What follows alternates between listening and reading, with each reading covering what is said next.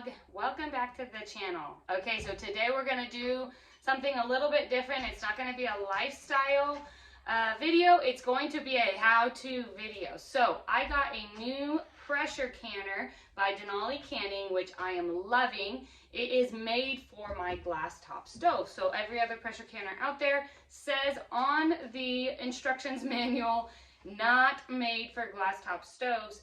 This one specifically is. You can use it on any stove, which I love about it. And so I am out of beans, and I need to get beans up on my shelf. So I can all of my own beans. There are a couple reasons that I do that, and one of them is because of cost. So I think since I started this homesteading journey about 6 years ago, I have only had to buy dry beans. This would be my second time. And the reason for that is they last forever. They are incredibly cheap to buy dry. I get them on Azure Standard, and I don't have to buy them often. So when you buy dry beans, you can then just can them with your pressure canner, and you have them just like you would go buy a can of beans from the store. The reason I do that is I can buy them in bulk and they last forever. But the second reason that I do that is because, in my opinion, they are healthier for you. So when you buy beans from the store, canned beans, they aren't necessarily unhealthy for you, but they don't likely get the long soak that beans need for your digestive system.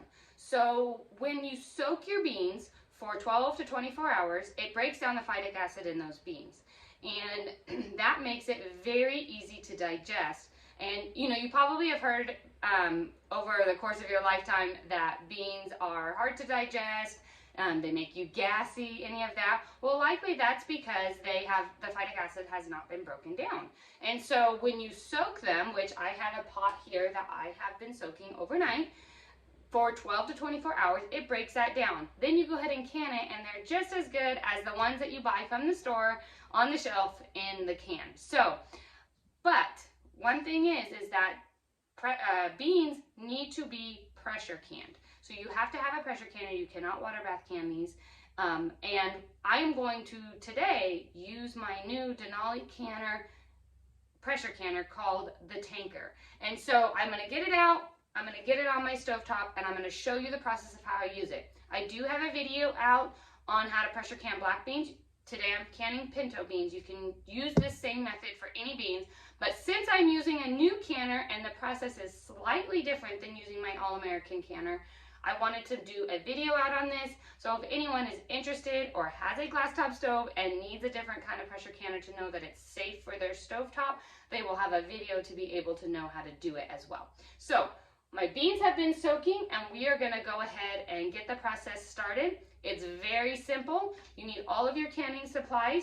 Get your jars out. I like to do pint-sized jars, so that's what I'm going to show you today because that's the same size as if you were to buy a can of beans from the store. You're going to need your pressure canner. You're going to need your jar clamper and all of your lids. I highly recommend using Denali Canning lids and rings, as they have the best lids out there that give you the perfect seal with their preserved lock method on their rubbers of the ring. So get all of your supplies ready, and we will see you back here to get these in the canner. Okay, so we are ready for the canning process. I have washed my jars in warm soapy water. Like I said earlier, I like to do beans in pint-sized jars, but you can definitely do it in quart-sized jars. You just need to up the canning time. But I do them in pint because it's the same size or similar size to if you were to buy a can from the store. So any recipe that says a can of black beans or a can of pinto beans, I know I can just take one pint-sized jar and it's the same. I have them in my sink with hot water just staying warm.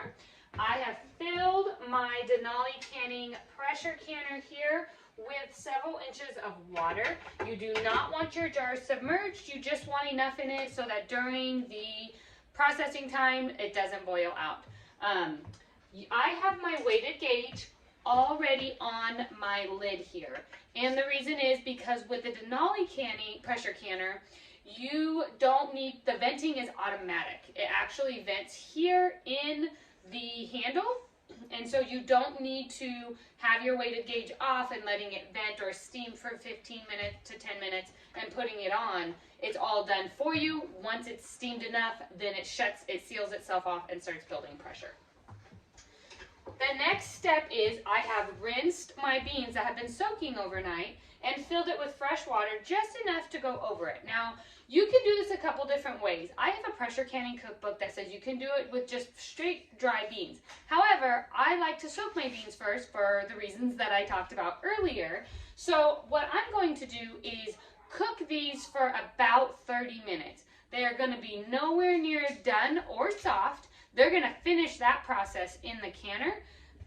But cooking them helps for them to absorb a little bit more water, and then that way I can judge a little bit better how much I'm going to fill my jars with. So I'm going to turn this on to high and let them simmer for about 30 minutes to absorb a little bit more water and get just slightly soft. Okay, so while my beans are cooking a little bit, I'm getting out the rest of my supplies. So here's some of the things that you are going to need. I use this little handy tool to measure my headspace and also to stick inside the jars to get out any air pockets. You're going to want a jar clamper. You're going to want a wide mouth funnel, a ladle. I do put salt inside of my jar, so I do a half a teaspoon for my pints, a teaspoon if you're going to do quarts, and this is just for flavoring. So if you don't want to put salt in your beans, you don't have to, but I like to do that. You want your Denali Canning rings and your lids. I used to believe that you could use any lids that you want, but I have since using Denali Canning lids. I will only use their lids. They come in wide mouth and regular mouth. I have both jars going, so I'm going to use a little bit of both. But the seal on these lids, the rubber on them, is a preserve lock. So they are guaranteed to seal. And I have to say, when I crack open things that I canned last year versus things that I've canned this year since starting to use their lids, the seal is top notch. When I go to take it off, you can really feel that suction as I'm pulling it off. And that's what I'm looking for. I feel very safe with my seal. And so I highly recommend them. And I will drop links in the description to their website with my discount code, so you can try out their lids yourself, or even their pressure canner if you're like me and have a glass top stove and would like to use that. So once I have all of these, I'm going to wash them with warm soapy water, make sure they're nice and clean, and then let my beans get up and cooked a little bit, and then we'll go ahead and fill our jars. Okay, so my beans have been cooking for about 30 minutes, and I have my jars that are very warm, ready to be filled. But one thing I forgot to mention in the beginning was how I know how many dry beans to soak and cook to fit the amount of jars. I know that pint-sized jars, I can fit 8 pint-sized jars in my Denali Canner pressure canner, and so I wanted to go off of that. I use this book here, The Complete Guide to Pressure Canning, and I will link it, and in it has a chart that tells me how many dry beans per pint jar or quart jar to have. And so for pinto beans, I go ahead and do a half a cup of dry beans, which will then fill a quart or a pint-sized jar. Once you know how many beans you need per cup that'll fit your jars, then that's how you can go ahead and decide how many jars you're going to do and how many you would want to soak and then cook. Okay, so these are all done. I'm going to go ahead and turn them off. If there's any foam on the top, I just go ahead and scrape it right on off the top. Now I'm going to fill my jars, and a wide mouth funnel is the perfect tool for that. You want to leave yourself a very generous headspace. And when I say generous, I mean like a whole inch to an inch and a quarter headspace, because they tend to seep out quite a bit once they cook. So I'm going to go ahead and fill all these jars. Don't worry if your liquid doesn't cover them as you're filling them.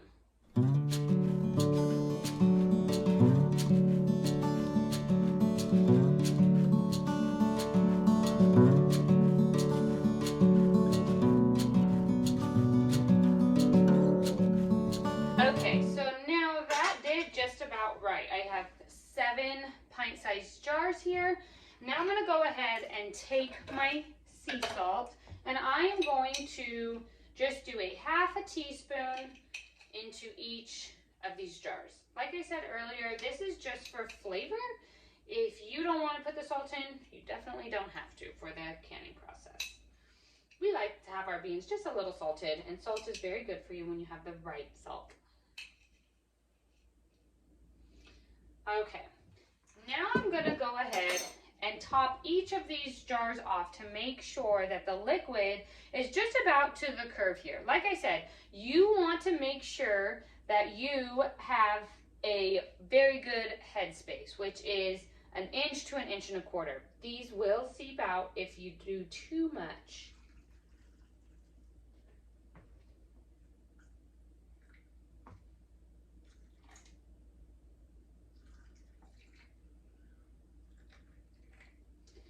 Okay, the next step is to take a little tool of some sort, and this is where I like to use it, and I just jiggle it around inside there a couple times. This is just to make sure you get any air pockets out. Your beans are still very hard and they're not soft, so you want to make sure that you move things around, get any air bubbles out that could hinder your seal. Check your headspace again and make sure that you don't need to add any water to any of them. This one could use just a touch.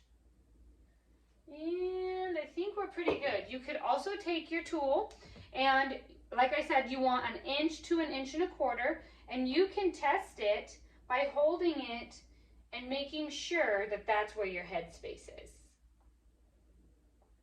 All of mine are right at 1 inch or just a little bit past. Now I'm going to take a clean dish towel that I just have a little bit wet, and I'm going to wipe each of my rings really, really well. This one actually I spilled a little bit of salt on, so I want to make sure I get that every little last granule off. If you don't, you could potentially not get a seal, and that would not be good. Once you have wiped all of your rims, I'm going to go ahead and take my finger and run it along each of this. Make sure there's no particles, no nicks. You could also do this for nicks ahead of time, but anything like that could cause your seal not to happen. Now I'm going to take my Denali canning lids, and I'm going to place them on each of my jars.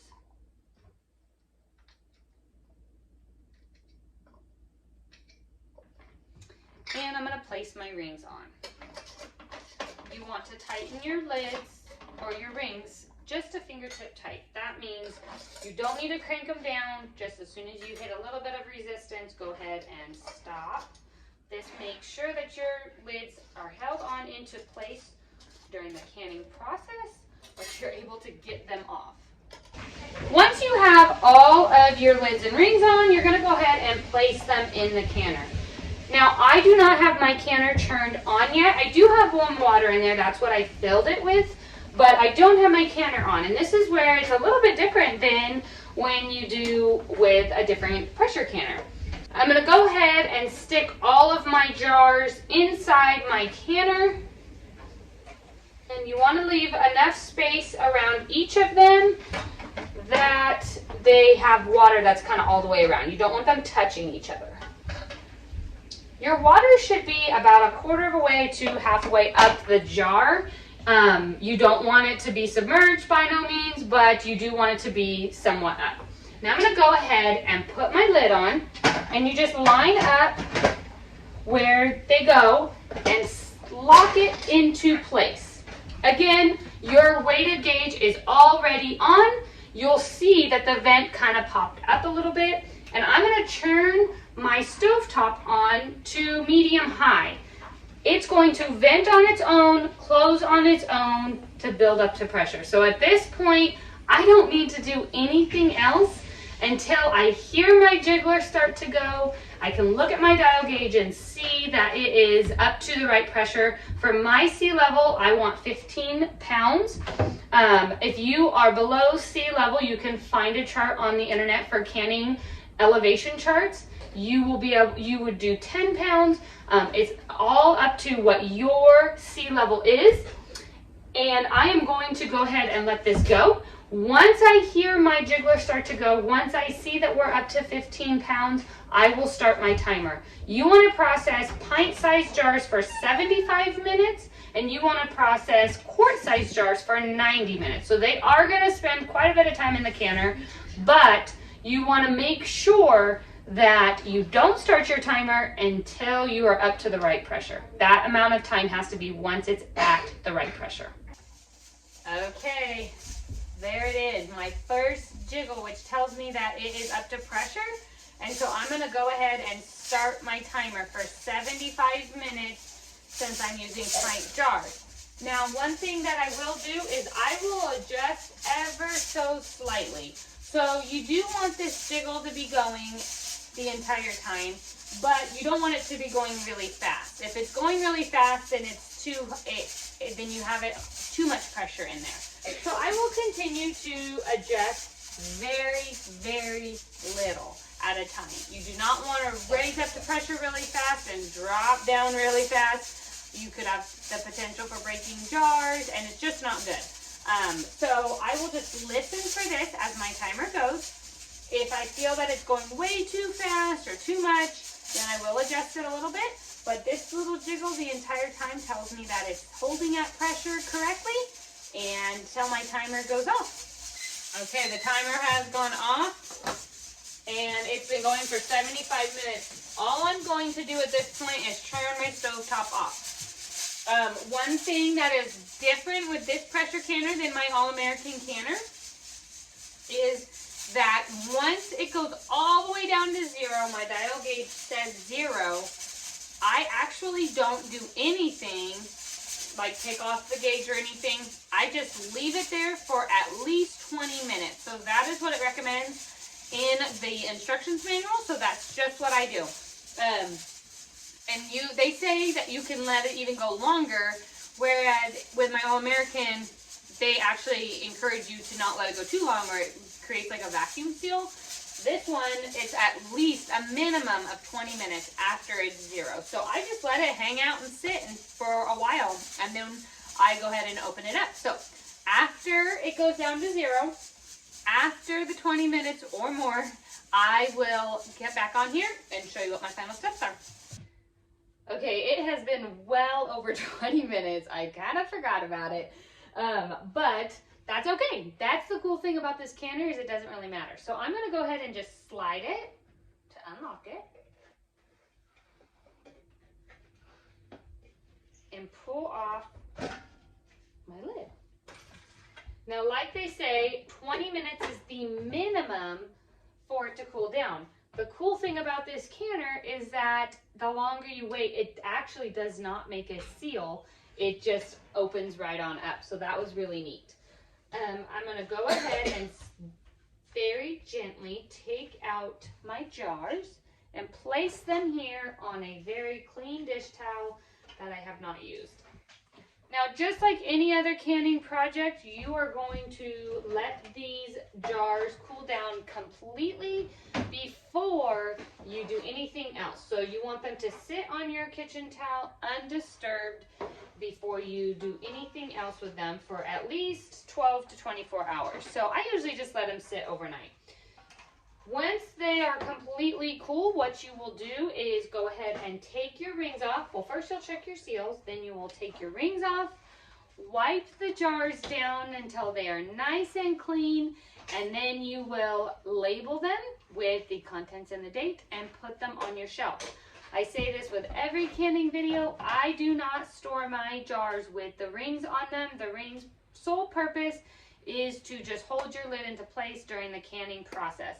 Once they are cooled down, once they have completely sealed and you know you have a seal, the rings hold no longer purpose, and it is safer to store your jars without the rings on so that you don't accidentally get a false seal. So your jar may come unsealed at some point. I've had it happen to me. Had I had a ring on it, I wouldn't have known that, because with the temperature fluctuation of a home, they can unseal and seal, and you may never know if the ring is on.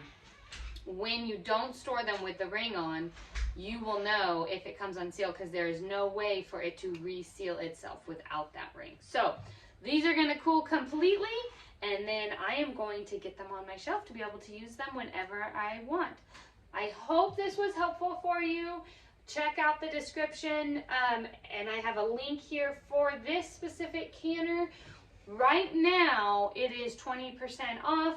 I also have a code for 10% off, so if you missed the sale, you can use my code. I will put it down in the description as well for a 10% off discount for this canner.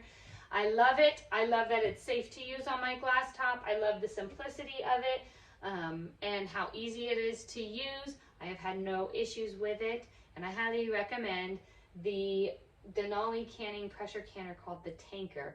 So I hope this was helpful. Make sure to like and subscribe to the channel. I send out one new video a week here on YouTube. If you jump on over to the blog, I send out 2 emails a week with a new blog post and an old blog post updated. I will see you next time.